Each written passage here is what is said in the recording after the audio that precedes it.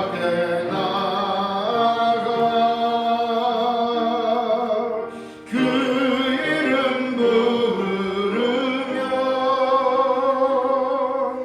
지은 죄 많아도 용서해 주시리. 주 말씀 들으며 가슴을 여는 날 기쁨의 파도가 밀려와 닿네. 피곤한 몸과 마음 편안히 쉬는 날 성전에 나와서 주 찬양하리라. 걱정과 근심이 없어진 좋은 날 새로운 희망이 솟구쳐 오르네. 생명의 양식을 땅에서 맛보면 하늘의 은총을 넘치게 주시리.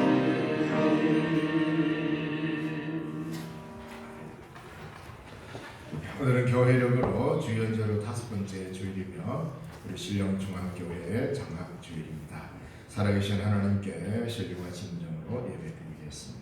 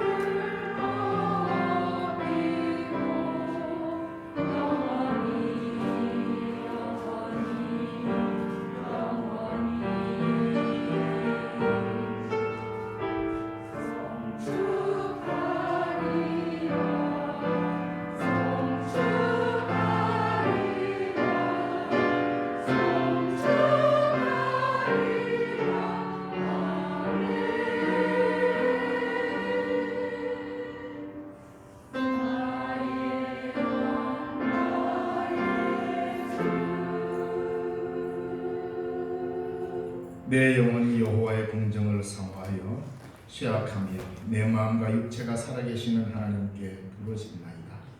나의 왕 나의 하나님 만군의 여호와여, 주의 제단에서 참새도 제 집을 얻고 제비도 새끼들 보금자리를 얻었나이다.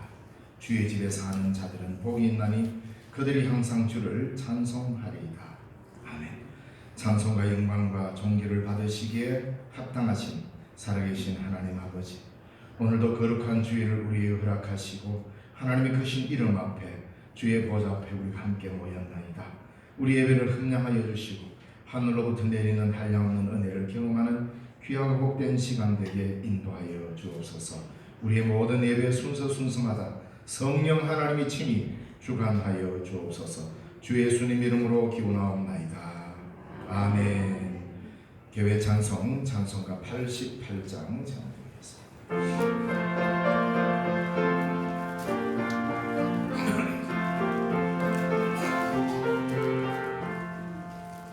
내 진정 사모하는 친구가 되시는 구주 예수님은 아름다워라. 산 밑에 백합하여 빛나는 새벽별 주님 영원할 길 아주 없도다. 내 맘이 아플 적에 큰 위로 되시며 나 외로울 때 좋은 친구라. 주는 저 산 밑에 백합 빛나는 새벽별 이 땅 위에 비길 것이 없도다. 내 맘의 모든 염려 이 세상 고락도 주님 항상 같이 하여 주시고, 시험을 당할 때에 악마의 계교를 즉시 물리치사 나를 지키네. 온 세상 날 버려도 주 예수 안 버려 끝까지 나를 돌아보시니. 주는 저 산 밑에 백합 빛나는 새벽별 이 땅 위에 비길 것이 없도다. 내 맘을 다하여서 주님을 따르면 길이 길이 나를 사랑하리니. 물불이 두렵지 않고 창문도 겁없네. 주는 높은 산상 내 방패시라. 내 영혼 먹이시는 그네 누리고 나 친히 주를 뵙기 원하네. 주는 저 산 밑에 백합 빛나는 새벽별 이 땅 위에 비길 것이 없도다.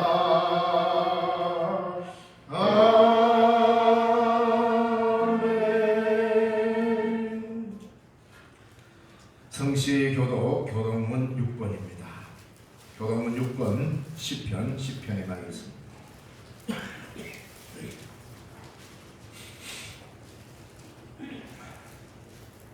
교동문 6번 시편에 가겠습니다. 여호와여 일어나옵소서. 하나님이여 손을 드옵소서.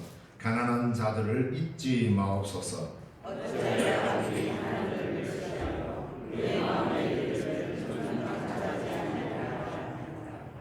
주께서는 보셨나이다. 주는 재앙과 원한을 감찰하시고 주의 손으로 갚으려 하시오니.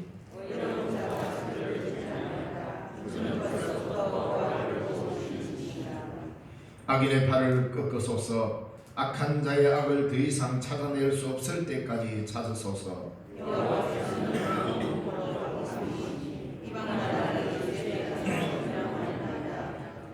여호와여 주는 겸손한 자의 소원을 들으셨사오니. 고아와 압제당하는 자를 위하여 심판하사. 아멘. 나는 전능하신 아버지 하나님 천지의 창조주를 믿습니다. 나는 그의 유일하신 아들 우리 주 예수 그리스도를 믿습니다. 그는 성령으로 잉태되어 동정녀 마리아에게서 나시고 본디오 빌라도에게 고난을 받아 십자가에 못 박혀 죽으시고 장사된 지 사흘 만에 죽은 자 가운데서 다시 살아나셨으며 하늘에 오르시어 전능하신 아버지 하나님 우편에 앉아 계시다가 거기로부터 살아있는 자와 죽은 자를 심판하러 오십니다. 나는 성령을 믿으며 거룩한 공교회와 성도의 교제와 죄를 용서받는 것과 몸의 부활과 영생을 믿습니다. 아멘.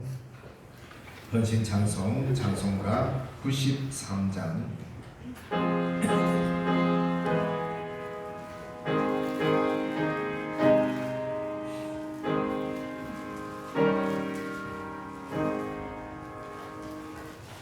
예수는 나의 힘이요 내 생명 되시니.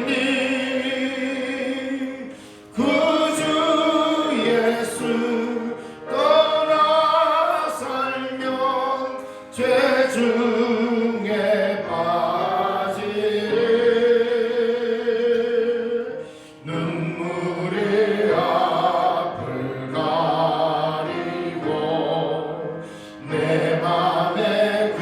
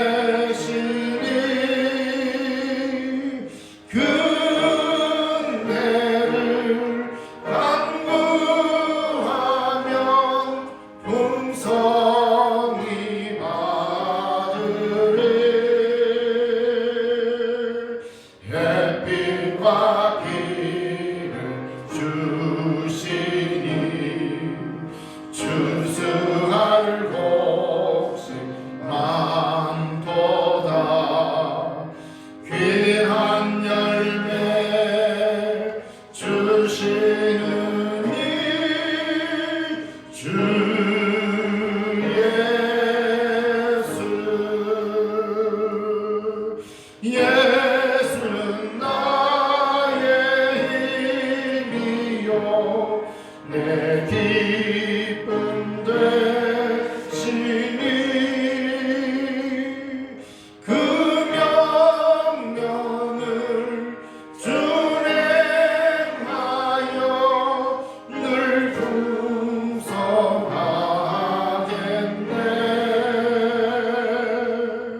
주야로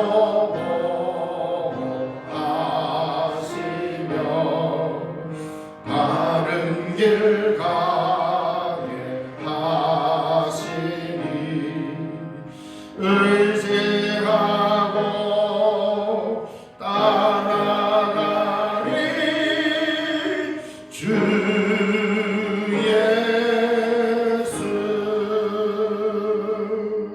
예수는 나의 힘이요 내 소망 되시니 이 세상을 떠나갈 때 온 영생 얻으리 한없는 복을 주시고 영원한 기쁨 주시니 나의 생명 나의 기쁨 주 예수.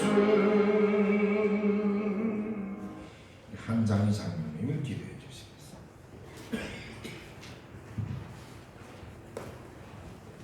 영원 전부터 살아계시며 은혜와 사랑으로 저희를 돌보시고 지켜주시는 하나님 아버지, 주님의 은혜 가운데 지난 한 주는 또 살게 하시다가 거룩한 주일을 맞이하여 주님의 전에 나와 함께 모여 예배게 하시니 감사드립니다.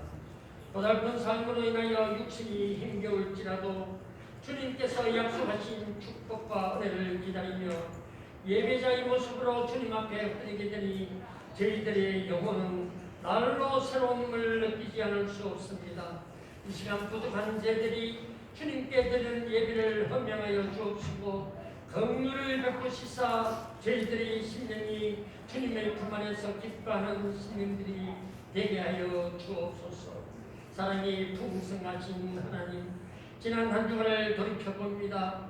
삶에 부딪히는 다양한 상황 속에서 진리의 피의 세계보다는 순간적인 편안함과 기쁨을 위해 세상과 타협하며 위선과 욕심을 내세운 적이 있었음을 고백합니다. 주님 뜻대로 말씀 안에서 살겠다고 새해대로 새로이 다짐했건만 늘 넘어지는 저희들을 긍휼히 여주셨고 저희의 깨지기 쉬운 양심과 인격을 강건케 하소서. 주님의 삶을 본받아 사는 삶의 모습이 되게 하여 주옵소서. 은혜 베푸시기를 절대하시는 하나님 아버지, 어제부로 입춘이 되었지만 아직도 추위와 차가운 바람이 이승을 부리고 있는 2월의 첫째입니다. 모든 마음이 꽁꽁 얼어있는 이때에 저희들이 신앙도 얼어붙을까 두렵사오니 성령의 불로 저희의 심령을 뜨겁게 데워주셔서 관련이 찬 신앙생활을 할 수 있도록 이끌어 주시옵소서. 자비로우신 하나님 아버지, 이 추운 날씨에 가만히 있어 있기도 힘겨운데 전쟁으로 인하여 생활의 흩어져를 잃어버린 우크라이나의 난민들을 기억하옵시고 하루속히 전쟁의 종전과 하나님의 위로와 온정의 속길이 그곳에 닿기를 원하오며 공산체를 벗어나 자유스러운 서방국가와 유럽연합에 가입해 사는 저들의 영혼과 기도 또한 헌명하여 주시기를 간절히 기도합니다. 오늘은 저희 신령중앙교회에서 장학주의로 제정하여 지킵니다. 이제의 젊은이들이 부족하여 새롭게 태어나는 새 생명들이 나날이 줄어들어 초등학교의 입학생들이 채 10명을 채우지 못하는 실정입니다. 정치 지도자들에게 지혜와 명철을 허락하소서. 귀농과 귀촌하는 많은 사람들이 부르는 정치, 도시로 편중되지 않는 정치를 펼 수 있도록 도와주시옵소서. 그래야 우리들의 작은 노력으로 어린 학생들을 후원하여 주님 사랑에 널리 알려져 믿음의 백성들이 날로 넘쳐나 하늘나라가 이 땅에 임함에 아주 작은 보탬이라도 되길 소원해 봅니다. 오늘도 여러가지 사정으로 함께하지 못한 성도들을 있는 곳곳에서 예배와 기도의 자리가 되게 하옵시고 저희와 동일한 은혜 베풀어 주옵소서. 세우신 목사님을 통하여 주시는 그 말씀이 우리 모두에게 큰 은혜가 되길 원하며 찬양대의 아름다운 찬양과 여러 모습으로 교회를 섬기고 예배를 준비하고 도우는 손길들 주님께서 기뻐 받아 주옵시고 주님 전에 나올 때 묵은 짐들을 주님 앞에 내려놓고 기쁜 마음으로 돌아가는 저희 모두가 되게 하여 주옵소서. 오늘의 모든 것 감사드리며 우리 구주 예수 그리스도 이름으로 기도드립니다. 아멘.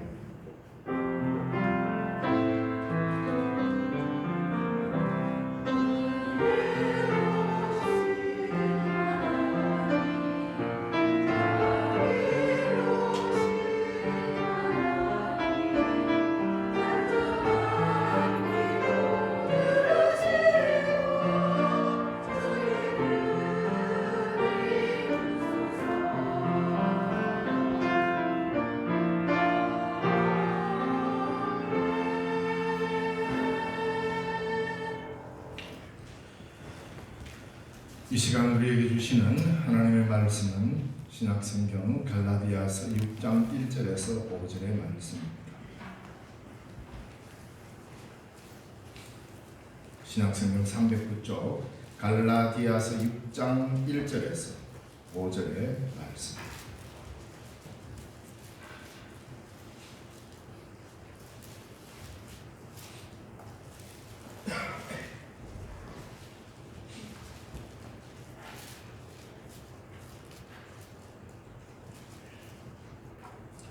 봉독해드리겠습니다. 형제들아, 사람이 만일 무슨 범죄한 일이 드러나거든 신령한 너희는 온유한 심령으로 그러한 자를 바로잡고 너 자신을 살펴보아 너도 시험을 받을까 두려워하라. 너희가 짐을 서로 지라. 그리하여 그리스도의 법을 성취하라. 만일 누가 아무것도 되지 못하고 된 줄로 생각하면 스스로 속임이라. 각각 자기의 일을 살피라. 그리하면 자랑할 것이 자기에게는 있어도 남에게는 있지 아니하리니 각각 자기의 짐을 질 것이라. 아멘. 찬양대에서 찬양을 하나님께 드리겠습니다.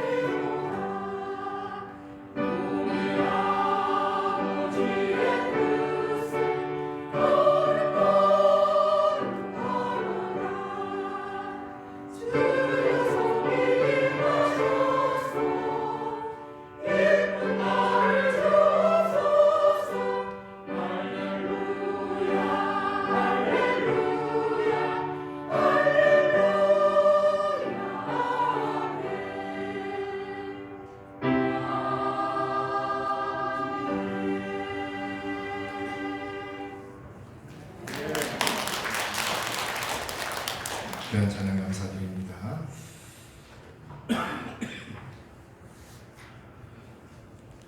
예, 갈라디아서는 특정한 교회를 향하여서 쓴 편지가 아니고 갈라디아 지역에 있는 여러 교회들을 향하여 쓴 편지입니다. 그러니까 갈라디아는 우리 영천처럼 이렇게 한 도시의 이름이 아니고 경상도, 영남 지역, 실제로 갈라디아 지역 전체 넓이가 우리 영남 지역보다 훨씬 더 넓습니다.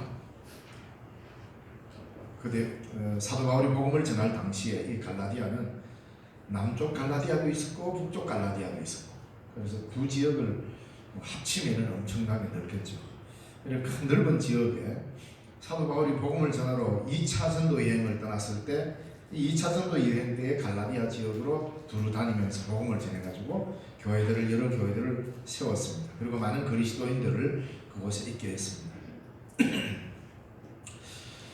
그러다가 3차 선교 여행 때 바울은 이 갈라디아 교회, 갈라디아 지역에 있는 여러 형제들을 방문하고, 이게 이제 사도행전 18장에 보면 나오는데, 그리고는 갈라디아 지역을 거쳐서 이 바닷가 쪽에 있는 이 에베소 교회에서 사도 바울은 상당 기간 머물면서 복음을 전했습니다.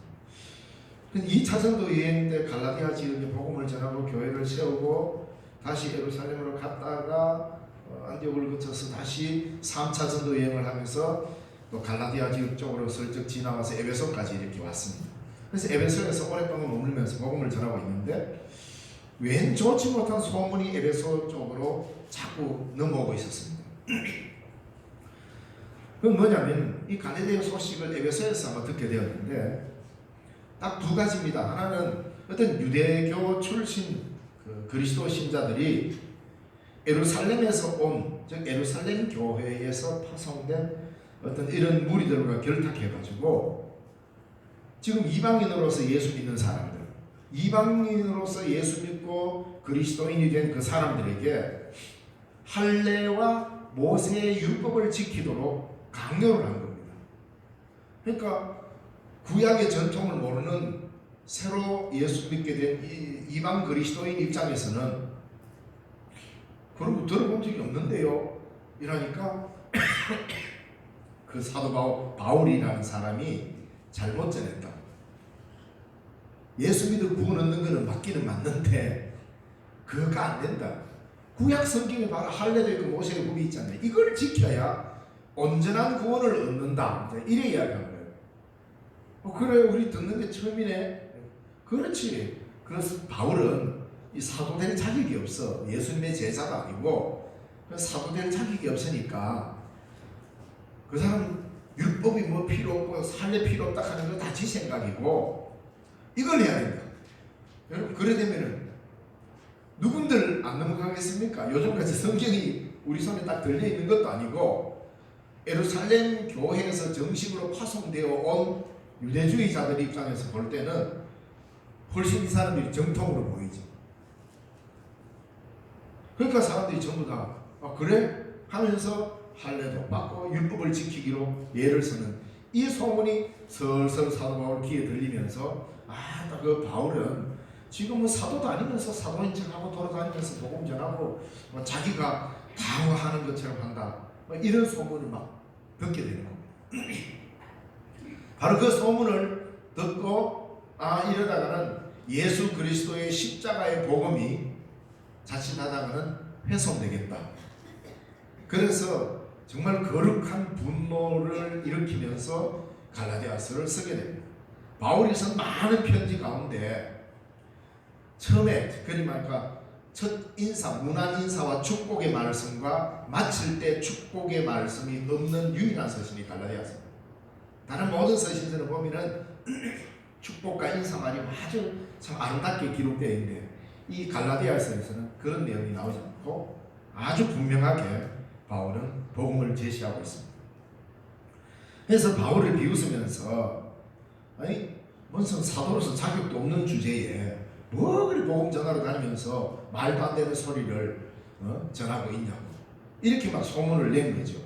그러니까 예루살렘 입장에서는 예루살렘은 정통 유대주의에 의해서 그들은 할례를 이미 예수 믿기 전에 이미 할례를 받은 사람들입니다. 그리스도인이 되기 전에 이미 할례를 받은 사람들이니까 자신들이 받은 이 할례의 우월성을 자꾸 이야기하고 있었던 거죠. 그리고 바울은 또 율법으로 구원 얻는 게 아니다. 율법을 지킴으로 구원 얻는 게 아니에요. 이 율법은 우리의 삶을 윤택케 하고 하나님의 법을 따르게 했던 구약시대 때에 우리에게 준 좋은 법이기는 하지만 그 정신없이 그냥 조항만 지킨다고 해가지고 올바른 게 아니다.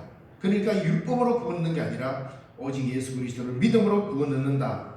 이렇게 말하는 바울을 그 사람들은 그거는 바울이 다 창안해, 바울이 다 만들어낸 그런 거다. 그러니까 지금 우리가 전하는 게 더 본래 것이다. 이러니까 갈라디아 지역에 있는 수많은 교회들이 그 혼란에 빠졌습니다. 그리고 수많은 사람들이 이 유대주의자들의 가르침에 넘어가기 시작했습니다. 그래서 바울은 갈라디아서 초반에 예수 그리스도의 십자가 이외의 것을 전하는 이 복음은 전부 다 가짜고 그 복음은 곧 저주받을 복음이고 하늘에서 온 천사일지라도 그렇게 복음을 전하는 그는 저주를 받을지어다. 엄청나게 센 말로 그들을 공격하죠. 그래서 갈라디아 지역에 있는 여러 교회들이 이런 혼란한 가운데, 물론 다 그렇게 그런 건 아니겠죠. 어떤 사람은 넘어지고 어떤 사람은 이것만이 복음이라고 그랬는데 라고 확신이 없이 흔들리는 사람이 많았습니다.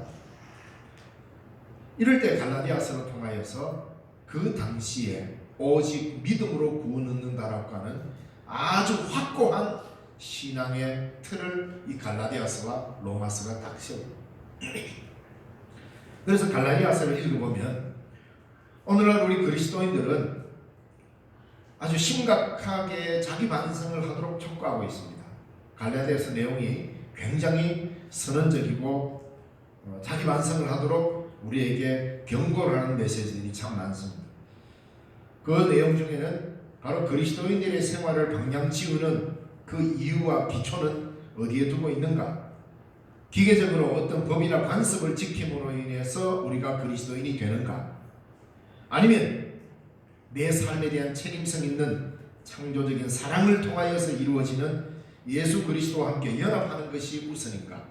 이걸 묻고 있습니다. 교회 또한 교회가 반성하도록 요청하고 있는데 교회는 실제로 성도들에게 진정한 자유와 믿음을 가르치고 있는가를 묻고 있습니다. 아니면 성도들의 삶에서 노예화해가 결실을 맺지 못하게 하는 법률과 율법들을 세워놓고 지키기만을 강조하고 있지는 않는가? 이런 것들을 묻고 있다 이거예요. 교회에서 만들어놓은 모든 제도는 나와 너가 서로 다르다라고 하는, 즉 폐쇄적인 공동체를 만들기 위해서 만들어진 법이 아닙니다. 교회 모든 제도는 성도들로 하여금 예수 그리스도와 더불어 연합하여서 모든 사람을 섬기기로 자기 자신을 개방하게끔 공동체를 형성하기 위하여 만들어진 법입니다. 자, 이러한 질문 앞에 우리는 언제나 서야 하고 자기 반성을 통한 하나님의 뜻을 따르는 길을 우리는 찾아가야 할 것입니다. 오늘 본문의 말씀은 예수 그리스도의 교회는 예루살렘에서 온 율법주의자들이 가르치는 율법을 따른 것이 아니라 그리스도의 법을 따라야 된다라고 말합니다. 그러니까 이때나 지금이나 법이라는 말을 하게 되면 사람들은 일단 큰 소리를 못 칩니다. 혹시 내가 법을 어겼나? 물론 옛날에는 요즘에는 오히려 경찰 보고 무서워 도망가는 사람 없죠. 여기 계시는 나이 드신 분들은 다 경험했겠죠. 저도 왜 그런지 어릴 때 물론 일제의 식민지 시대, 일제의 강압적인 시대를 경험한 어르신들 때문에 촌에서도 괜히 잘 놀고 있다가도 괜히 그 어르신들 야야 막 순사원대 일하면 그 당시에 저희들도 잘못한 게 하나도 없잖아요. 근데 괜히 뭐 집동가리 뒤에 가서 숨어버리고 집 뒤 안으로 몰래 숨어 뭐 우리 잡으러 하는 건 아닌데도 그러잖아요. 죄진 것도 없는데. 그러니까 뭐 순사온데 있고 아니면 뭐 순사한테 잡아가라고 뭐 연락 가까이 가면 뭐 겁나고 그랬던 시대죠. 근데 요즘은 오히려 뭐 경찰서 안에 들어가가지고 민간인이 더 큰 소리 치는 이런 시대가 되었습니다만은 옛날에 지금 어쨌든 법이라고 하는 것을 앞에 딱 놓고 법적으로 뭔가 이야기를 하려고 하면 사람들은 다 두렵습니다. 힘들어합니다. 그래서 법을 전문하는 뭐 변호사, 판사, 검사 이런 법적인 것을 처리하는 이런 전문가들이 있게 되어 있습니다. 그러니까 이 사도 바울이 복음을 전할 이 당시에도 마찬가지입니다. 너희들이 믿는 거 그거 법대로 믿는 거 아니다. 이래 이야기해버리니까 그러면 뭐 어떻게 해야 되는데 뚜렷한 법을 제시해보라. 그러니까 가장 확실하고 몸에도 잘 기억되는 우리는 난지 8일 만에 할례를 받았다. 너희도 이 할례를 받아야 너희가 예수 믿고 구원 얻은 그 구원을 최종적으로 확실하게 보정받는 거다. 이 법을 지켜야 된다. 기가 막히지 않습니까? 아 그래? 그러면 내 몸에 그런 흔적을 가짐으로써 이것이 구원의 증표가 딱 되는 순간 이게 자랑거리가 되거든요. 하나님의 은혜로 구원 얻었다라고 하는 믿음은 떠나가 가버리고 나도 이제 드디어 할례를 받았고 내 몸에 이런 증표가 있어. 그럼 이게 자랑이 된다는 겁니다. 그래서 바울은 자기 육체를 신뢰하고 그것을 자랑하는 것은 구원과 아무 상관없다는 겁니다. 이 거릇된 법에 빠지지 말라는 거죠. 그러면서 사도 바울 오늘 6장에 이 갈라디아서를 거의 마무리하는 점에 와가지고는 그러한 법을 지켜야 되는 게 아니라 우리는 우리의 법이 있다. 그리스도의 법이 있다. 그리스도의 법이 이 법을 지켜야 된다. 자랑을 일삼을 수 있는 자신의 육체를 신뢰할 수 있는 어떤 이런 근거가 아니라 그리스도께서 우리에게 보여주시고 그리스도에 의해서 우리에게 만들어지고 그리스도가 우리에게 지키라고 준 그리스도의 법이 있는데 이 법을 너희들이 성취하고 이 법을 지키고 이 법을 이루라. 그래 이야기합니다. 오늘 우리는 이미 구원을 얻었습니다. 구원을 얻은 믿음으로 구원을 얻은 사람으로서 우리는 그리스도인이 되었죠. 저와 여러분은 한국인입니다. 한국인이 되기 위해서 한국의 법을 지킨 게 아니고 한국인이기 때문에 한국의 법을 지키는 겁니다. 내가 여기 살면서 미국 사람이 되려고 여기 있으면서 미국 법을 지킬 이유는 없습니다. 한국인이기 때문에 한국 법을 지키는 거잖아요. 우리는 그리스도인이기 때문에 그리스도의 법을 지켜나가는 겁니다. 그 법을 지켜야 그리스도인이 되는 게 아니고 그리스도인이 되었기 때문에 이제 너희는 그리스도의 법을 지켜라 이 말입니다. 그래서 그 법을 이루라. 법이라는 것은 그 법이 지켜질 때 그 법은 완성되는 겁니다. 법은 만들어놨는데 온통 범법하는 자들 뿐이면 그 법은 완성이 되지 않습니다. 법이라는 것은 지켜짐으로써 완성이 되듯이 너희는 그리스도의 법을 성취하라, 완성하라 이렇게 말합니다. 그리스도의 법이란 무엇인가? 유대교의 율법을 대신하는 그리스도교 법률주의가 아닙니다. 그리스도의 법은 예수님과 함께 생명을 누리게 하는 성령의 법을 말합니다. 로마서 8장 2절에 생명의 성령의 법이 우리를 죄와 사망에서 해방하였습니다. 성령의 법이 그리스도의 법입니다. 예수 그리스도께서 그리스도인들에게 남겨주신 유일한 법, 그것은 바로 몸소 이루어주신 사랑의 법입니다. 갈라디아서 5장 14절의 말씀에 보면 온 율법은 내 이웃을 사랑하기를 내 자신같이 하려 하신 이 한 말씀에서 이루어졌다라고 갈라디아서 5장 14절에 말합니다.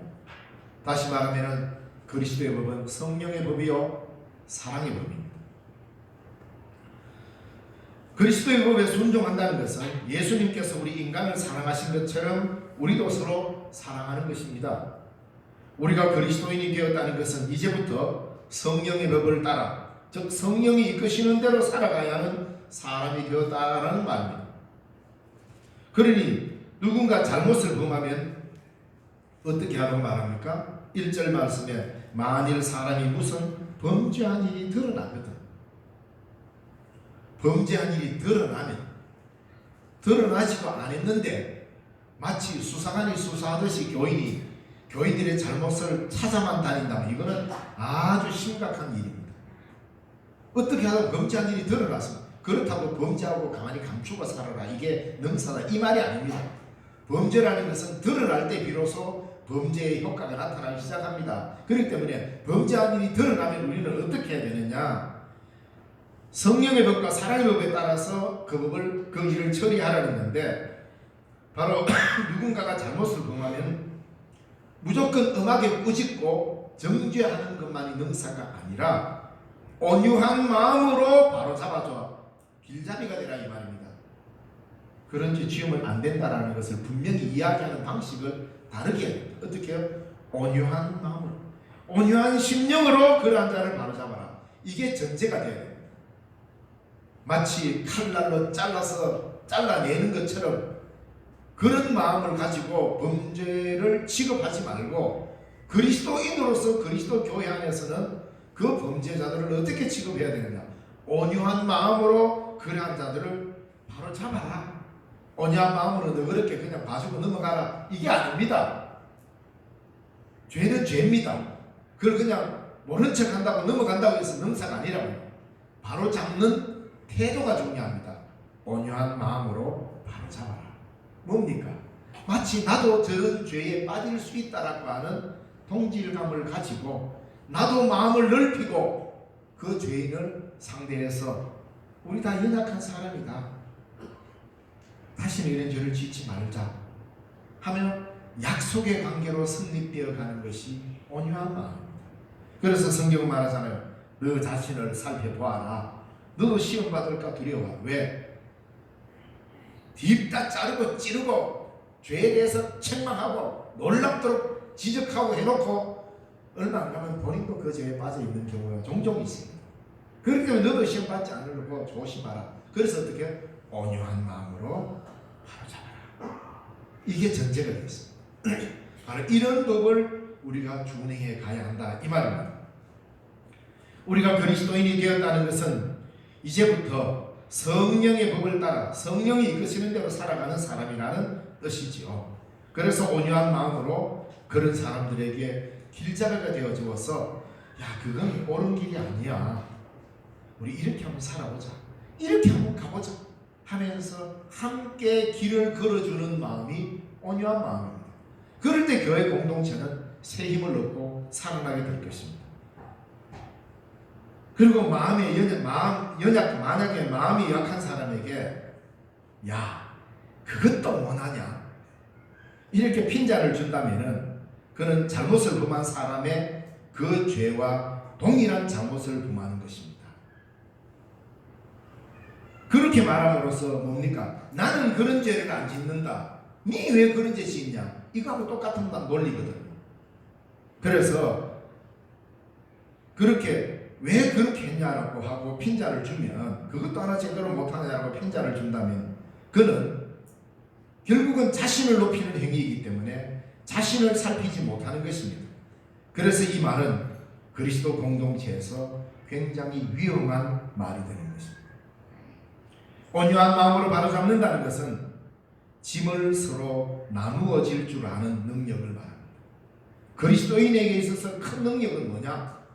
뭐 기적이나 행하고 자꾸 우리 이런 종교성에 매몰돼가지고 예수 그리스도의 참된 정신은 저 멀리 보내버리고 당장 눈에 보이는 어떤 일들이 막 일어나야만 이게 그리스도의 능력이라는데, 그런 것과는 기독교의 참된 본질과는 상관없습니다. 여러분, 예수 믿으면서 신비한 걸 원합니까? 아니면 놀라운 기적 같은 일들이 막 일어나는 걸 보고 싶습니까? 그러면 여기 있지 말고 인도로 가세요. 인도에 가면 그런 신비한 일들이 수없이 일어납니다, 실제로. 그러면 그 자리에서 야, 이것이야말로 진짜 기독교다 하겠습니까? 성경의 가르침은 그런 게 아닙니다. 예수 그리스도의 십자가의 정신을 따라 온유한 마음으로 형제를 위로할 줄 알고 함께 동행해 줄 줄 알고 짐을 져줄 줄 아는 것, 이게 예수의 십자가 정신이고 그리스도께서 이 땅에 오셔서 하고 싶어 했던 일 아닙니까? 이걸 따라가는 것이 그리스도의 법입니다. 물론 바로 이 정신에 철저하게 순종하고 예수의 법에 철저히 따르고 철저히 섬기며 주의 법을 따라가 보십시오. 우리는 놀라울이 많지 생각하지도 못한 놀라운 기적들을 경험하게 됩니다. 왜? 이것이 우선될 때 그 자리에 치유의 역사와 놀라운 능력의 역사가 나타나는 것이지, 이 순서를 바꾸면서 자꾸 기독교를 이해하려고 하니까 기독교가 오해되는 것입니다. 온유한 마음으로 바로잡는다는 것은 짐을 서로 나눠지는 능력이고, 짐을 서로 나눠진다는 것은 단순한 분배의 문제가 아닙니다. 그리스도의 법을 성취하는 것이라고 합니다. 그리스도의 법을 이루는 것, 예수님이 언제 오셨고 예수님에 대해서 참 많은 걸 알아야 그리스도의 법을 이룬다고 말하지 않고 딱 한마디로요, 너희가 그리스도의 법을 이루고 싶으냐? 간단하다. 몰라서 못하는 사람은 없다는 겁니다. 어떻게 해요? 누군가가 옆에 무거운 짐을 지고 인생에 힘들어하는 짐을 지고 있으면 그거 나눠줘라. 그게 그리스도의 법을 완성시키는 거다. 여러분, 기독교의 진리는 아주 심오해가 적어도 신학 박사쯤 따야 막 그걸 깨닫는 게 아니에요. 유치원생 정도만 돼도 깨달을 수 있는 진리가 기독교의 진리입니다. 그리스도의 법을 이루라. 그게 얼마나 어려운 법인데 우리가 어떻게 합니까? 아니야. 누군가가 힘들어하면 그 사람과 함께 그 짐을 나눠줘 주라. 이게 예수의 법을 이루는 것이고 그리스도의 법을 성취하는 거다. 여러분, 몰라서 못하겠습니까? 알고도 행치 않는 것이 곧 죄니라 그랬습니다. 다른 사람들에게 율법의 짐을 지우는 갈라디아에 있는 그릇된 교사들, 자기들은 손가락 하나 움직이지 않으면서 다른 이들의 어깨에 무거운 율법의 짐을 지워서 자유를 박탈하는 이 율법주의자들, 이들은 아무리 법조항을 잘 지킨다 하더라도 그들은 결코 그리스도의 법을 이룰 수가 없습니다.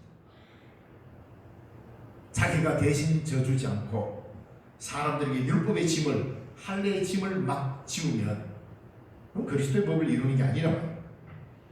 그리스도의 법을 성취하는 것은 남의 짐을 져주는 데서부터 시작되고 완성됩니다. 서로 남의 짐을 져주십시오. 그게 교회입니다. 교회는 그리스도의 법에 의해서 지배받는 것입니다.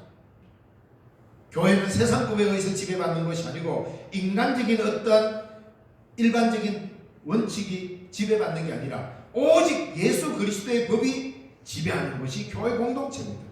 그래서 여기가 하나님의 나라의 전형으로서 세상 사람들이 보입니다. 우리는 너희들 것보다도 훨씬 위대한 그리스도의 법을 준행하며 사는 사람들이야 라고 보여줘야 될 사람이 우리 교회입니다. 세상에서는 많은 법조문을 가지고 따지고 처리를 하지만 우리는 어떻게 해요?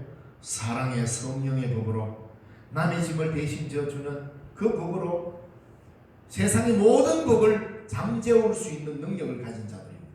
이게 그리스도의 법이란 말입니다.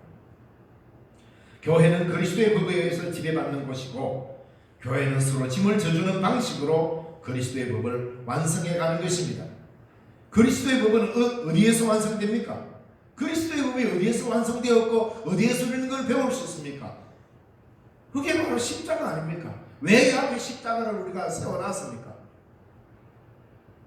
그래서 교회 앞에 아무것도 안 걸려 있으니까 좀 섭섭하고 좀 헐긴한 것 같아서 그냥 폼나라고 세워놨겠습니까?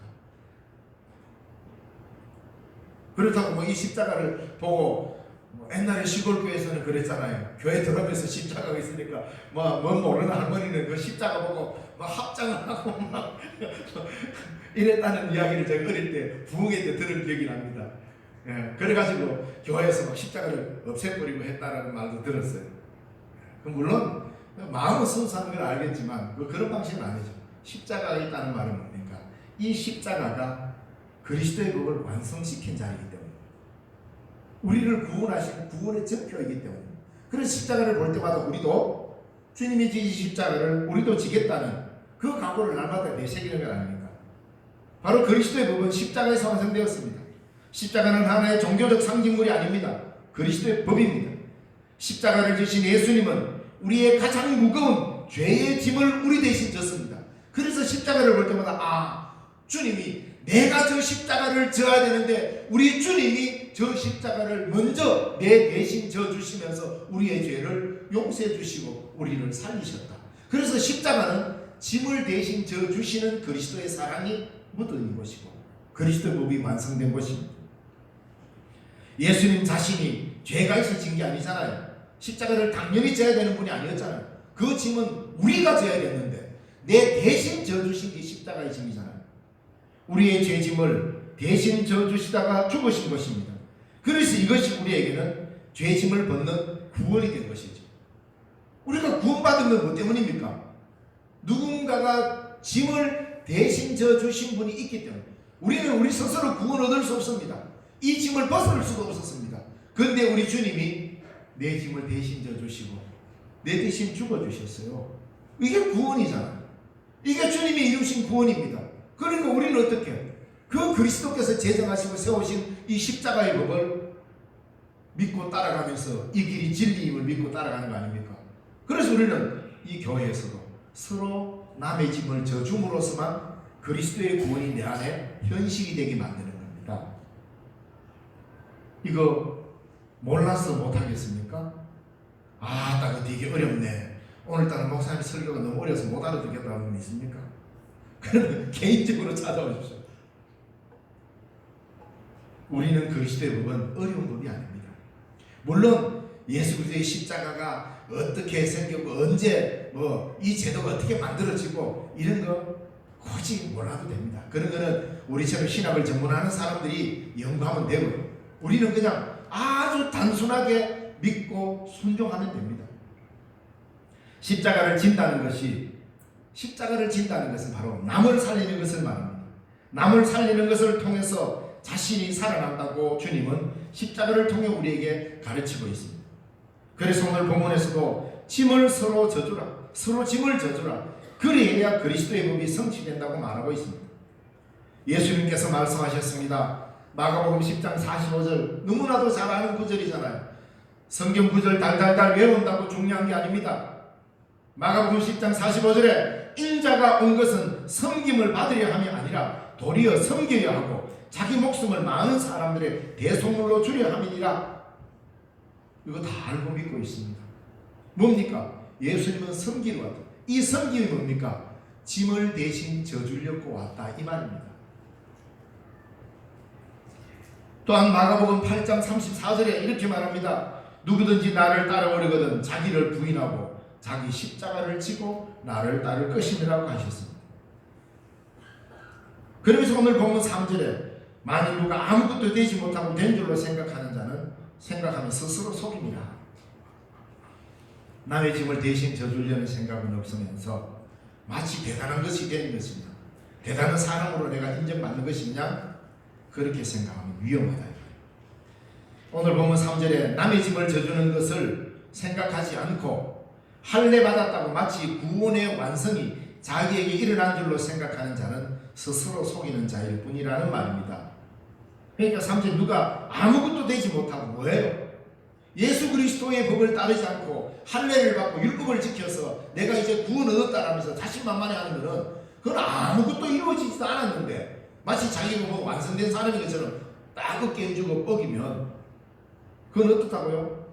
자기 스스로 속이는 일일 뿐이다. 지금 갈라디아 교회의 현상에 비추는 그 의미입니다. 이 본문의 내용. 그래서 우리는 오늘 우리 시대는 자신을 돌아볼 줄 아는 지혜가 필요합니다. 그러면 남 앞에 자신의 육체를 신뢰하며 자랑할 것이 그리 많지 않습니다. 혹시 자랑할 것이 있다 하더라도 자기 혼자 자랑스럽게 생각할 일이지 남에게까지 난리칠 일이 아니라고 말하고 있습니다. 그래서 3절에 누가 아무것도 되지 못하고 된 줄로 생각하면 스스로 속임이라. 각각 자기의 일을 살피라. 그리하면 자랑할 것이 자기에게는 있어도 이 말은 뭐냐면 굳이 네가 자랑할 게 있다면 너한테는 그게 자랑일지 몰라도 남에게는 그게 자랑의 일이 아니다.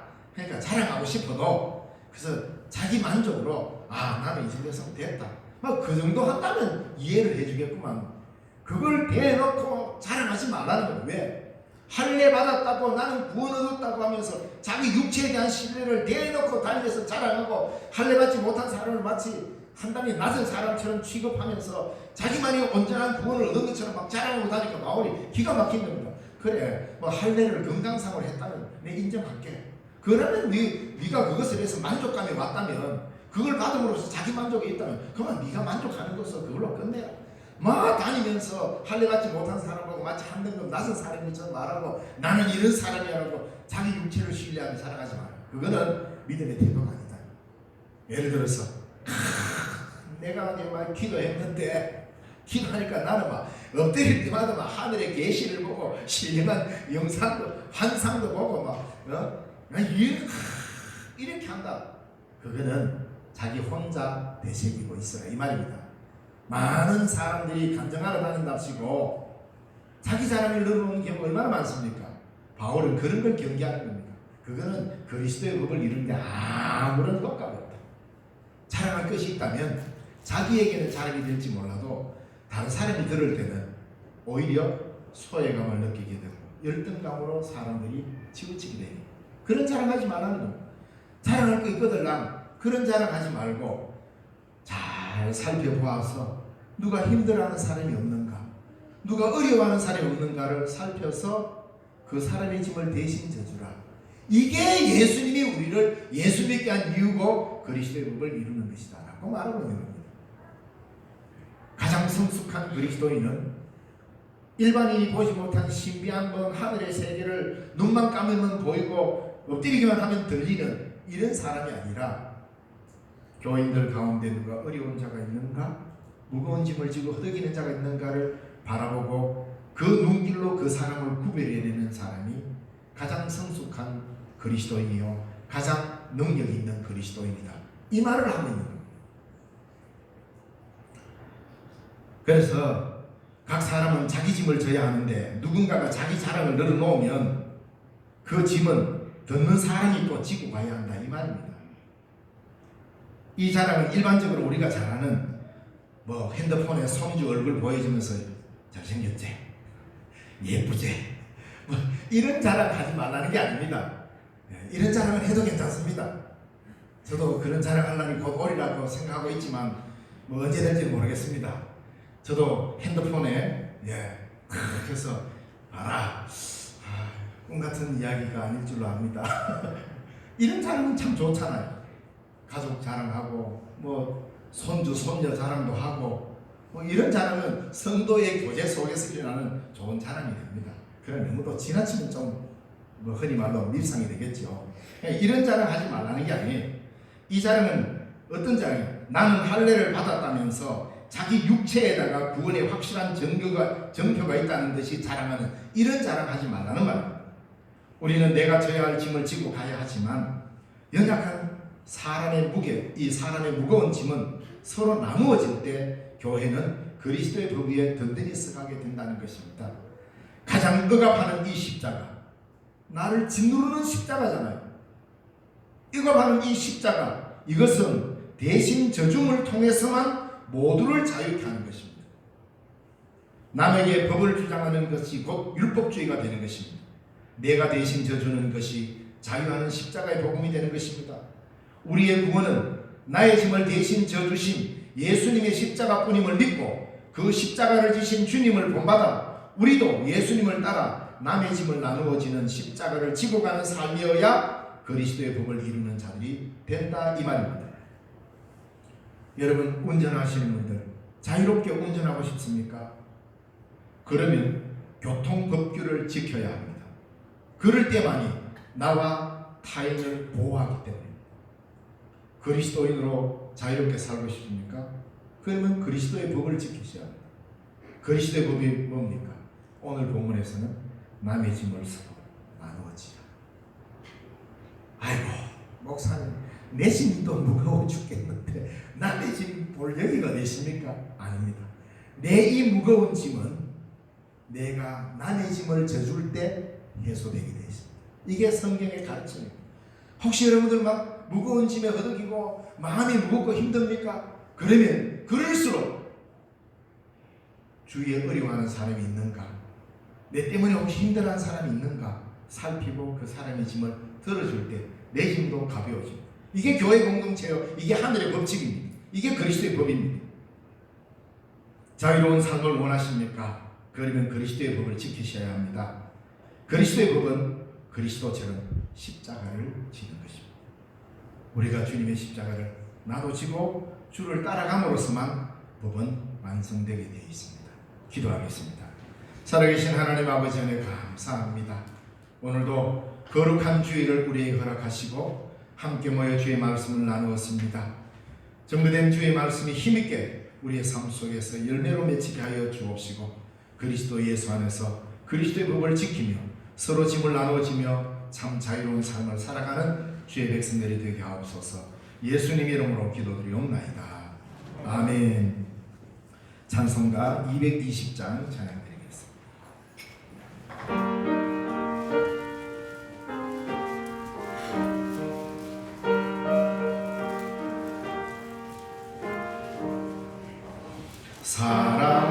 사랑하는 주님 앞에 형제자매 한 자리에 크신 은혜 생각하며 즐거운 찬송 부르네. 내 주 예수 오늘 받아 모든 사랑 내 몸같이 환난 근심 위로하고 진심으로 사랑하세. 사랑하는 주님 앞에 온갖 충성 다 바쳐서 괴로우나 즐거우나 주님만 힘써 섬기네. 우리 주님 거룩한 손 제자들의 발을 씻어 남 섬기는 종의 도를 몸소 행해 보이셨네. 사랑하는 주님 예수 같은 주로 섬기나니 한 피바다 한 몸 이루 형제여 친구들이여 한 몸같이 친밀하고 마음으로 하나 되어 우리 주님 크신 뜻을 지성으로 준행하세. 찬송가 335장 3절 부르시면서 봉헌하겠습니다.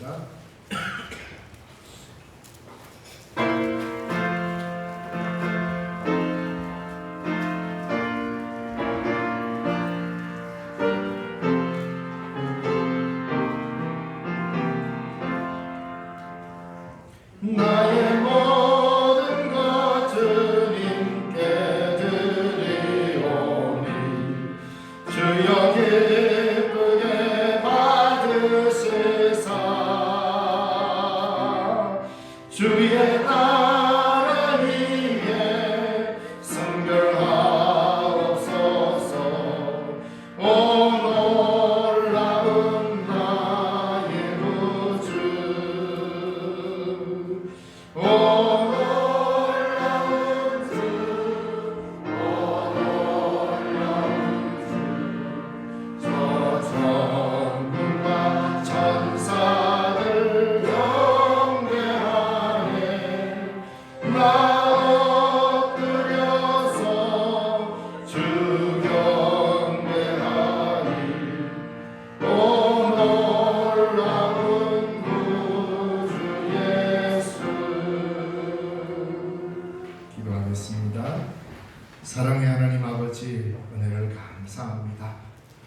하나님이 먼저 예수님을 통하여서 우리를 먼저 섬겨주셔서 그 섬김이 곧 구원이 되었음을 우리가 믿습니다. 그 은혜에 감사하고 감사하여 이 시간 주님 앞에 귀한 예물로 또한 드리오니 주님 기쁘게 받으시고 축복하여 주시옵소서.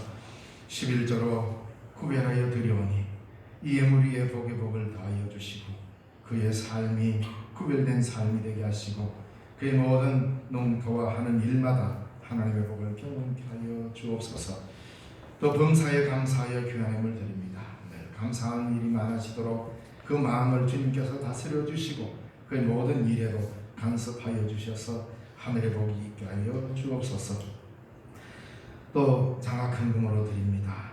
다음 세대를 위하여 드리는 귀한 예물이오매 아름답게 쓰임받게 하시고 다음 세대들을 살리는 소중한 밑거름이 되게 축복하여 주옵소서. 토요학교 후원금으로 드립니다. 하나님 이외에도 복의 복을 더하시고 언제나 하나님의 귀한 일들을 아름답게 주의 몸된 교회가 사업으로 꾸려갈 수 있도록 귀하게 쓰이는 인물 되게 하여 주시옵시고 축복하여 주옵소서. 신방을 받게 되어 감사하여 귀한 힘을 드립니다. 언제나 그 가정에 주의 평강이 있게 하여 주시옵소서. 주의 헌금으로 드립니다. 또 여러 가지 교회 일로 섬기는 귀한 손길들 주님께서 받으시고 복내려 주시옵소서. 이 예물을 관리하는 자들에게도 지혜를 더하여 주시고 하나님의 나라를 위하여 아름답게 쓰임받는 예물이 되도록 이끌어 주옵소서. 감사하며 예수님 이름으로 기도드리옵나이다. 아멘.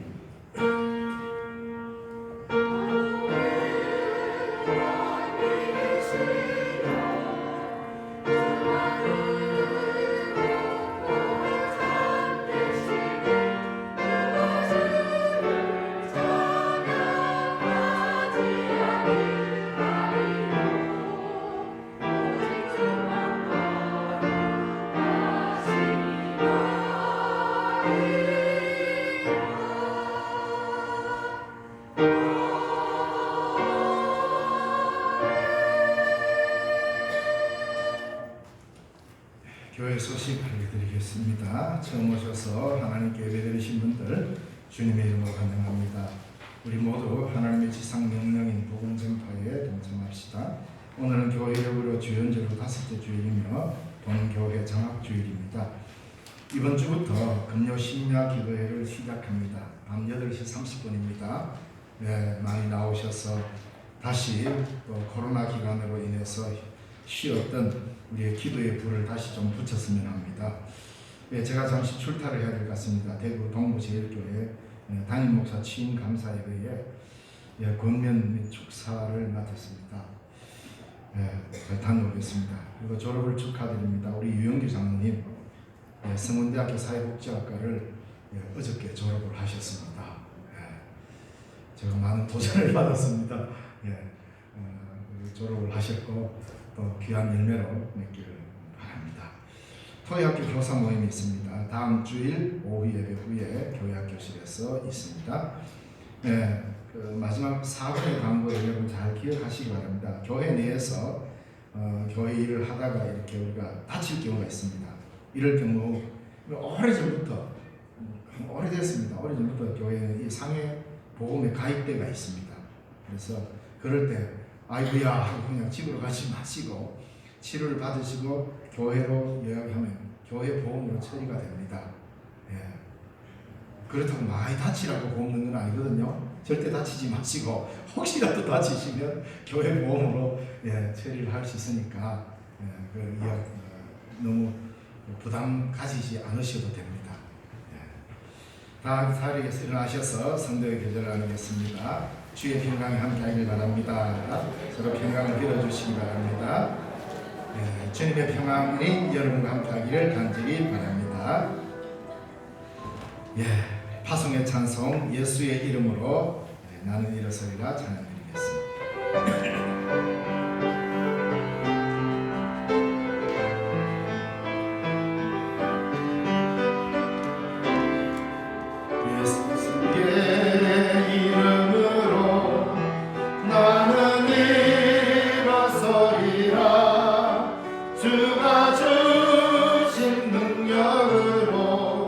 나는 일어서리라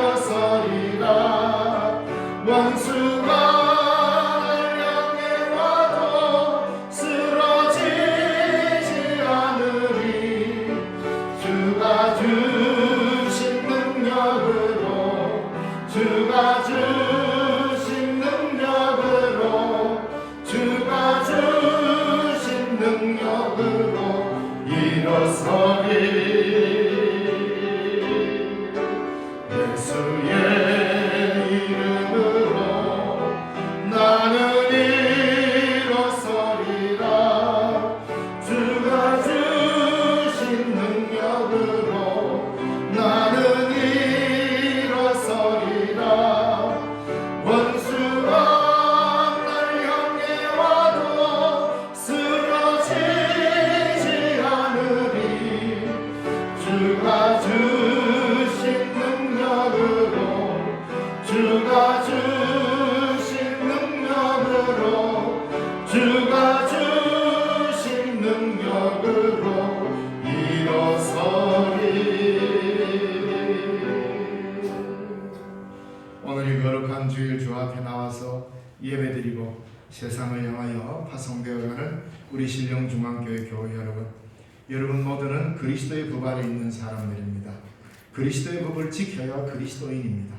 그리스도께서 우리를 먼저 불러주시고 우리 짐을 먼저 져주셨기에 우리는 그리스도의 법 아래 있는 사람이 되었듯이, 이제는 그 법을 준행하는, 우리끼리 서로 짐을 져주는 아름다운 그리스도의 법을 성취하여서 그리스도의 법 아래 살아가는 자유로운 사람임을 세상 사람들 하여금 알게 해야 할 것입니다.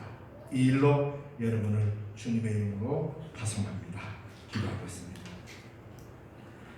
지금은 우리 주 예수 그리스도의 그 크신 은혜와 하나님 아버지의 지극하신 사랑과 성령님의 위로 교통 충만 하나 되게 하시는 은혜가 오늘도 날 위하여 십자가를 지시고 대신 날 위하여 짐을 져주신 그리스도의 사랑을 익히 알고 그 법을 따라 살기로 다짐하는 주의 사랑하는 백성들 머리머리 위에 이제로부터 영원까지 항상 함께 계시옵기를 간절히 축원하옵나이다. 아멘.